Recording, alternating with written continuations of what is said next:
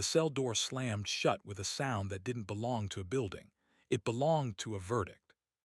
Somewhere down the tier, a fluorescent tube buzzed and gave up, flickered, came back weaker. A paperback hit the concrete floor and skidded under a bunk. Pages folded open to a chapter the man on the top bunk had read 4 times that week. He didn't reach for it. He sat with his elbows on his knees and listened to the building breathe around him, the slow exhale of 900 men who had nowhere to go. A guard's keys jangled past, then stopped. Then walked back. Then stopped again, longer this time, like the guard was reading a name on the door and trying to decide what to do about it. Why would 3 companies be standing in the parking lot at 6 in the morning waiting for a convicted felon to walk out the gate? Stay with me on this one. His name was Marcus Aldrich. He was 31 years old, 6'1", with the long, patient hands of a man who had once intended to become a high school math teacher, and had instead taken a wrong turn at 23 that he could trace back, in retrospect, to a single Tuesday afternoon. He had grown up in a row house on the east side of Cleveland, the second of 4 children, the son of a hospital janitor, and a woman who took in ironing on the side and read library books out loud at the kitchen table after dinner. He had been the kid who corrected his teachers gently, the kid who tutored other kids during recess for a grape soda or nothing at all, the kid the principal walked past every morning with a small, hopeful nod. He had finished high school 3rd in his class and gone to a state college on a scholarship that paid most of his tuition and none of his rent. He worked nights at a warehouse on the outskirts of town, loading pallets onto trucks, and slept 4 hours a night for 2 years. In his junior year, his father had a stroke that ate through what was left of the family savings inside of 6 weeks. Marcus dropped out a semester short of his degree to come home and help. He took a job at an auto parts store, then a second job driving for a small delivery service, then a third bartending on weekends, and somewhere in the middle of all of that, he met a man named Dennis who told him there was an easier way. Dennis was charming. Dennis wore a watch that cost more than Marcus made in a month. Dennis said it was just a couple of pickups, just driving, no questions asked, no real risk if you used your head. Marcus used his head. He said no for almost a year. Then his mother's diabetes got bad and her insurance lapsed, and the pharmacy stopped filling the prescription that kept her from going blind, and Marcus said yes one Tuesday afternoon at 4:18 in the parking lot of a diner on Lorraine Avenue. He drove a sealed package from a warehouse in Cleveland to an address in Akron. He was paid $800 in cash. He drove home shaking. He did it again 2 weeks later. Then a third time. On the 4th run, in March, the car behind him on the interstate was an unmarked DEA vehicle, and the men he was working for had been under surveillance for 9 months. The package in his trunk contained 6 kilograms of a substance that, under federal sentencing guidelines, carried a mandatory minimum of 10 years. His public defender was a tired man with a stack of files on his passenger seat who told Marcus, kindly, that the best thing he could do was take the plea. Marcus took the plea. He stood in front of a judge in a charcoal suit his uncle had loaned him and listened to a sentence read out loud that contained the number 12 and the word years. And he did not cry until the bailiff put a hand on his elbow and walked him out a side door he had not noticed when he came in. He arrived at the federal facility in Pennsylvania on a Thursday in June. He was issued 2 khaki uniforms, a pair of canvas slip-ons, a thin mattress, a plastic cup, a plastic spoon, a comb, and a paper card with a number on it that would replace his name on every official document for the next decade. He was assigned to a 2-man cell on the 3rd tier of B Unit. His cellmate was a 48-year-old man from Pittsburgh named Ray who had been inside for 9 years and who looked Marcus up and down on that first afternoon and said only, "You read." It wasn't a question. Marcus had brought 1 paperback in his property box, a battered copy of a novel his mother had pressed into his hands at the visitation room of the county jail. The first months inside, Marcus did what almost every new inmate does. He kept his head down. He learned the count times, the chow times, the unwritten rules about which phone you could use and which table in the day room belonged to which group. He lost 14 pounds in the first 6 weeks and gained back 9 in the second 6. He learned not to look at certain men and not to look away from others. He learned the particular quality of silence that fell over a tear at 3 in the morning, broken only by someone weeping into a pillow 2 cells down, and the slow, mechanical clack of the climate system pushing recycled air through a vent that had not been cleaned in 20 years. He wrote his mother every Sunday. He read whatever the prison library would lend him, which wasn't much, and he reread the paperback his mother had given him until the spine cracked clean down the middle. He thought often about the path he had not taken and the classroom he was supposed to be standing in front of, and he thought about it the way a man thinks about a country he has never visited but believes he was meant to live in. He did not, in those first months, speak more than 10 sentences in a single day to any human being. It started with Ray. Ray could not read. Marcus had been in the cell for almost 5 months before he understood this, and he understood it the way you understand a language you weren't taught, by accumulation. Ray would hold a letter from his sister upside down for a full minute before turning it. Ray would ask Marcus casually what the commissary form said this week, what the new posting on the unit bulletin board meant, what the words on the back of a soup packet were trying to tell him about the cooking time. Ray was a man who had built a life inside the walls on a careful architecture of bluffs and shortcuts, and Marcus, once he saw it, could not unsee it. He did not say anything at first.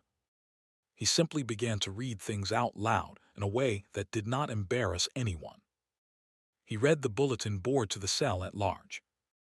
He read the back of the soup packet to himself in a voice slightly louder than necessary. He read his sister's letters with Ray sitting on the lower bunk, pretending to clean his glasses. After a few weeks of this, on a cold November evening with the heat clanking through the pipes, Ray sat down across the small metal table bolted to their wall and said, quietly, "Can you teach me?" Marcus said yes before Ray finished the sentence. They started with the alphabet. Ray, at 48, with a body that had survived 3 knife wounds and a heart attack, sat across the table from a man 17 years his junior and traced the shape of a lowercase b in a notebook with a stubby golf pencil and asked, with no embarrassment at all, "Am I doing it right?" Marcus said yes. Marcus said almost. Marcus said try it again this way. They worked for an hour every night after the 8 o'clock count, and on weekends for 2 hours in the morning before the day got loud. Ray learned the alphabet in 3 weeks. He learned to write his own name by the end of the first month. The first time Ray signed a commissary slip with his own hand instead of a thumbprint, he looked at the paper for a long time and then he looked at Marcus and he said, "I'm 60 years inside this body, and this is the first time it ever told the truth on paper." By February, Ray could read a children's book that Marcus had borrowed from the prison chapel. By April, he could write a letter to his sister in his own hand, 6 awkward sentences about the weather and the food, and his sister wrote back asking who had taught him because the handwriting was new, but the voice was finally his.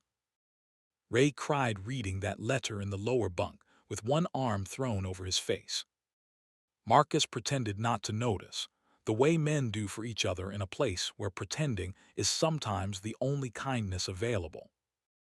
Word travels in a prison the way fire travels through dry grass. By summer, 3 other men on the tier had come to Marcus, separately in the laundry in the chow line on the yard, and asked him in the careful, sideways way men inside ask things, whether he might have a few minutes to look at something with them. One could read but couldn't do basic math. One had a 6th grade education and wanted to write a letter to his daughter that didn't make her ashamed. One was preparing for a parole hearing and could not get through the language on his own paperwork. Marcus said yes to all three. He started using the day room table at the back of the unit, the one nobody wanted because it was under the broken light. He worked with one man at a time, an hour each, 4 nights a week. He made his own worksheets on legal pads with a big pen, copying problems out of a math book he had borrowed from the chaplain. He cut up old cardboard from soup boxes to make flashcards. He kept a list in the back of his notebook, in his small, careful handwriting, of every man who had asked for help and what each one was working on. The list at the end of his first year had 11 names. The teacher in him, which had been buried for 9 years under warehouse shifts and bad decisions and the fluorescent silence of a federal cell, started to walk around inside his chest again like a man stretching after a long sleep. He began to look forward to evenings.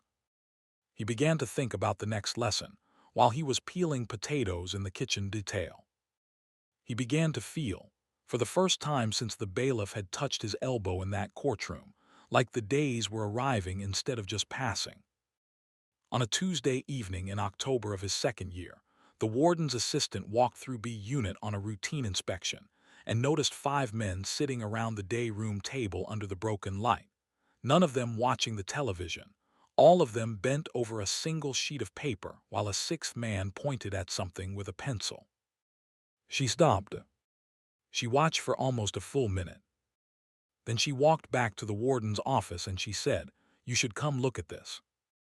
The warden, a 62-year-old man named David Carrington, who had been in corrections for 37 years, walked down to B Unit himself the next afternoon and watched Marcus explain long division to a 40-year-old man who had failed it 3 times in 3 different schools as a child. Carrington did not interrupt. He stood at the back of the day room with his hands behind his back for 20 minutes. Then he left. That night Marcus sat on his bunk with the worksheet spread around him and felt good, for the first time in a long time, in a way that did not require apology. He fell asleep with his hand still resting on a notebook. Outside, snow was beginning to fall over the yard, and the lights along the perimeter fence threw long, soft shadows onto the white. The unit was quiet. Ray was already asleep. The whole building seemed, for one strange hour, to be holding its breath in the warm dark, the way a house holds its breath the night before a child is born. The warden came back on a Wednesday morning 2 weeks later, and he did not stand at the back of the day room. He walked straight up to Marcus, who was in the middle of explaining fractions to 2 new men, and he said, "Aldrich, my office, 15 minutes." The whole table went still. In a federal prison, you do not get called to the warden's office for good news. Marcus closed his notebook. He walked back to his cell and put on a clean shirt and went down the long corridor with his hands at his sides and his mouth dry. He sat in a wooden chair in front of a desk and looked at the photographs on the wall and waited for the warden to tell him the unauthorized tutoring would have to stop. The warden did not say that. The warden leaned back in his chair and folded his hands on his stomach and said, "How would you feel about doing this officially?" He told Marcus the facility had been cited 2 years in a row for low GED completion rates among the inmate population. He told Marcus the contract education provider had pulled out the previous spring because the state had cut funding. He told Marcus there was a small classroom on the 2nd floor of the education building that had been sitting empty for 11 months, and there was a budget line, just barely, for textbooks and pencils, and a single instructor's stipend of 40 cents an hour. He told Marcus he was not allowed, under federal regulations, to hire an inmate as a teacher of record, but he was allowed to designate one as a peer tutor under the supervision of the education coordinator, who happened to be the warden's assistant, the same woman who had stopped at the day room table. Marcus went back to his cell that afternoon and sat on the bunk and looked at his hands for a long time. Ray came in from the yard and looked at his face and said, "What?" Marcus told him. Ray was quiet for almost a minute and then he said, you're going to need a bigger notebook. Before we go further, if a story about a man teaching 47 other men how to read inside a federal prison is the kind of story you want more of, take 1 second to subscribe. It's free, it tells the algorithm to bring you more stories like this one, and it's how channels like this one stay alive. Now back to Marcus. The classroom on the second floor of the education building had 2 long tables, 12 metal folding chairs, a chalkboard, no chalk, 3 boxes of donated textbooks from a local community college, and a window that looked out over the recreation yard. Marcus walked into it on a Monday morning in November with 6 students. By the following Monday, he had 9. By Christmas, he had 14, and the warden had to bring in a second-hand bookcase from a storage room to hold the workbooks Marcus had begun to organize by subject. The men came from every unit in the prison. They came in the mornings, in the afternoons, in the evenings after their work assignments. They came on weekends.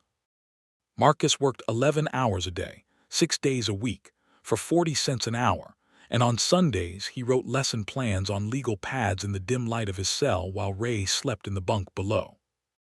He divided the men into 3 groups by skill level and rotated between them. He held one-on-one sessions during the lunch hour for the men who were too embarrassed to admit, in front of the others, what they did not yet know. He learned to teach a man how to read by starting with the letters in his own children's names.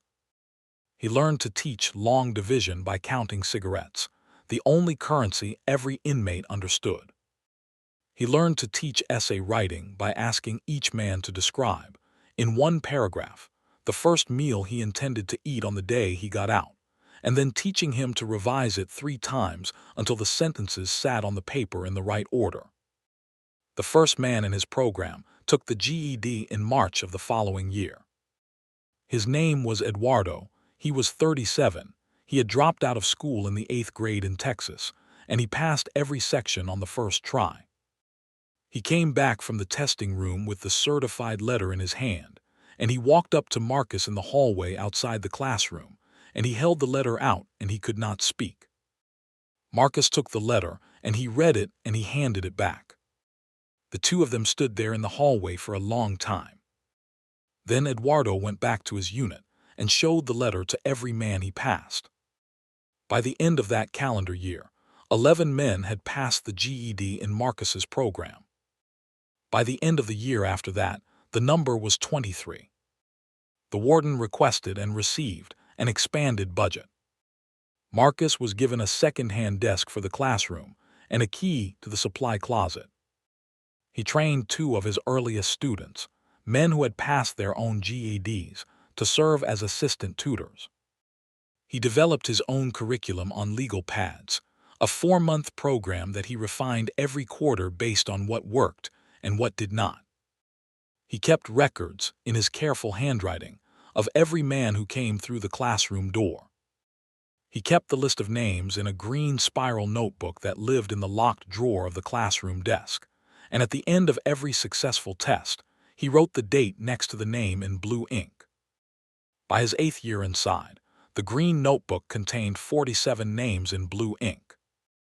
47 men who had walked into his classroom unable to write their own address and walked out with a high school equivalency credential and a transcript that, for the first time in their lives, contained the word passed. Some of them had already been released by then. A few had written him letters from the outside, careful, awkward letters, with the handwriting of men still learning to trust the page, telling him about jobs and apartments and daughters. They were now able to read bedtime stories too. He kept those letters in the same locked drawer. In the 9th year of his sentence, Marcus came up for early release based on good time credits, his clean disciplinary record, and a recommendation letter from Warden Carrington that ran to 4 single-spaced pages. The release date was set for a Friday morning in late spring, 6 in the morning, processing complete by 5:45, walk out at 6 sharp through the front gate. His mother, whose diabetes had stabilized, intended to drive up from Cleveland the night before with his younger sister and a thermos of coffee, and a clean shirt that he had not yet seen. They planned to be in the parking lot at 5:30 in the morning, to be the first faces he saw on the other side of the fence. They were not the first faces. They were the fourth, fifth, and sixth. Friday morning came in cold and bright. Marcus had not slept. He had given away every paperback in his property box the night before, traded his slip-ons to a man in the next cell for a pack of stamps, and signed the last entry in the green spiral notebook over to one of his assistant tutors with a long letter of instructions on the next quarter's curriculum. At 4 in the morning, a guard he had known for 7 years walked him down the long corridor to processing.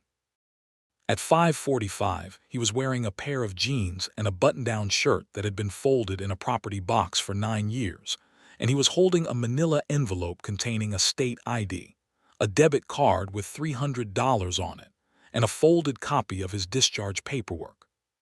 At 5:58, a different guard unlocked the front gate. At 6 exactly, Marcus stepped through it. The parking lot was full of mist. He saw his mother first, standing by the open passenger door of his sister's car, both hands pressed to her mouth, and he started walking toward her. Then he saw the 3 other vehicles. They were parked in a row along the fence. 2 pickup trucks and a sedan. 3 men were standing beside them in jackets against the cold morning, holding paper cups of coffee, watching him walk. The first man stepped forward as Marcus reached the edge of the lot. He was in his 50s, broad-shouldered with a graying beard and the worn leather jacket of a contractor. His name was Henry Castellan. He owned a construction company in Pittsburgh that employed 46 men. His brother had been in the program. His brother had passed the GED 2 years earlier and was now a foreman on one of Henry's crews. Henry held out a folder. Inside the folder was an offer letter for a position as the company's training coordinator, designing literacy and credentialing programs for new hires, salary $48,000 a year, health insurance, a 4-day workweek. The second man stepped forward next. He was younger, in a Navy windbreaker, the regional director of a nonprofit out of Philadelphia that placed formerly incarcerated people into job training pipelines. His name was Daniel Rhee. He had heard about Marcus from 3 different former students who had come through his program. He had a folder too. His folder contained an offer for a curriculum design role, salary $42,000, with the explicit job description of building, from scratch, a model adult literacy program that the nonprofit intended to license to 12 other states. The third man stepped forward last. He was older than the other 2, in a long wool coat, with the careful posture of a man who was used to being listened to. His name was Dr. Albert Mendez. He was the dean of continuing education at a small private college outside Cleveland. His college had recently received a grant to design a degree completion program for adults with criminal records. He did not have a folder. He had a single sheet of paper. The sheet of paper was a letter offering Marcus a full scholarship to complete the bachelor's degree he had abandoned 10 years earlier, plus a paid graduate assistantship to work on the new program design, plus a guaranteed teaching position the moment he finished his master's.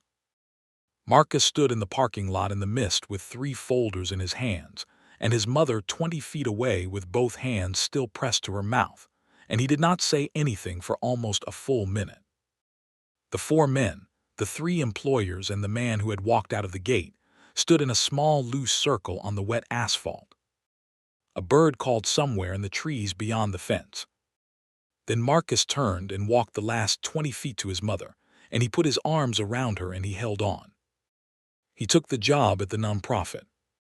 He turned down the construction company with a handwritten letter that thanked Henry Castellan for the second chance he had once given Henry's brother. He accepted the scholarship from Dr. Mendez and enrolled in night classes the following August. For the next 3 years, he split his weeks between a small apartment in Philadelphia and a classroom at the college outside Cleveland, finishing his bachelor's degree at 34, 15 years after he had first walked away from it. In the second year after his release, the model literacy program he designed at the nonprofit was adopted by correctional systems in 4 states. By the fourth year, it was operating in 11 states and 3 federal facilities, including the prison he had walked out of.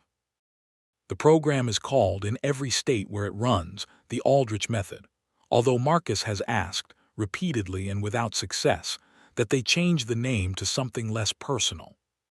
He went back to the federal facility for the first time 3 years after his release, on a Wednesday morning in October, as a credentialed instructor and consultant, with a state ID badge clipped to his lapel and a folder full of curriculum updates. The warden, who had retired the previous spring, drove down from Lancaster to meet him at the front gate. The two of them walked through the front door of the prison together and down the long corridor to the second floor of the education building. The classroom was full. 16 men in khaki uniforms were sitting at the long tables, bent over workbooks, while a tall young man in his 30s stood at the chalkboard explaining fractions. The young man was Eduardo, the first man who had ever passed the GED in Marcus's program, who had come back after his own release on a contract basis to teach. Marcus stood in the doorway and watched for almost a full minute. Then he went in. In the years since, the green spiral notebook has been replaced by a database. The database currently contains the names of more than 1,900 men and women who have earned high school equivalency credentials inside correctional facilities through programs based on the curriculum Marcus first wrote on legal pads in the dim light of a federal cell. He keeps a printed list of those names in his office drawer, the same way he once kept the green notebook in the locked drawer of a classroom desk, and he reads through it on the first Sunday of every month with a cup of coffee and a quiet hour to himself. He married, eventually, a woman who taught 4th grade in a public elementary school in North Philadelphia and who had volunteered in her 20s in a prison literacy program in another state. They have 2 children. He completed his master's degree at 37 and was offered, and accepted, an adjunct teaching position at the college outside Cleveland, where Dr. Mendez, now in his 80s, still serves on the board. He teaches 1 class, a semester, on adult education and learning theory. The class is full every term. Most of the students are education majors. A few, every year, are formerly incarcerated adults completing their own degrees through the program he helped design. His mother lived to see all of it. She passed 3 winters ago in her own bed, holding his hand, with her younger daughter on the other side, and a copy of the novel she had pressed into Marcus's hand at the county jail open on the bedside table. He read to her from it the night before she died. He read the same chapter he had read 4 times in a single week in a federal cell, on the night this story began, and his mother, who was tired and very far away, smiled at the sound of his voice and said, "You found it, didn't you?" He said yes. He said he had. Ray, who could not read his own name on the day Marcus first sat across from him at a metal table bolted to a cell wall, was released 6 years after Marcus. He went home to Pittsburgh and worked for 2 years as a janitor at a hospital, the same trade Marcus's father had practiced for 30 years, and he died of a second heart attack on a Sunday morning in his sister's kitchen, with the newspaper open in front of him to a column he was reading without difficulty. His sister called Marcus that afternoon. The 2 of them had never met in person. They spoke for almost an hour. At the end of the call, she said, "He wanted you to know he read every word of it." Marcus thanked her and got off the phone, and sat in his office with the door closed for a long time. The cell in B Unit where Marcus spent 9 years has been renumbered twice and houses, currently, 2 men who have never heard his name. The day room table under the broken light is still there. The light has been replaced. The classroom on the second floor of the education building has a small brass plaque next to the door that nobody asked Marcus's permission to install, and the plaque does not bear his name either, at his request. It bears instead a single sentence in plain block letters that he gave them when they asked what they should put on it. The sentence reads, "Every man in this room is more than the worst day of his life." 47 men learned to believe that sentence inside these walls. 1,900 more have learned it since. And somewhere in a federal prison tonight, a man is sitting across a metal table from another man, tracing the shape of a lowercase b in a notebook with a stubby golf pencil, and asking, with no embarrassment at all, "Am I doing it right?" The answer is yes.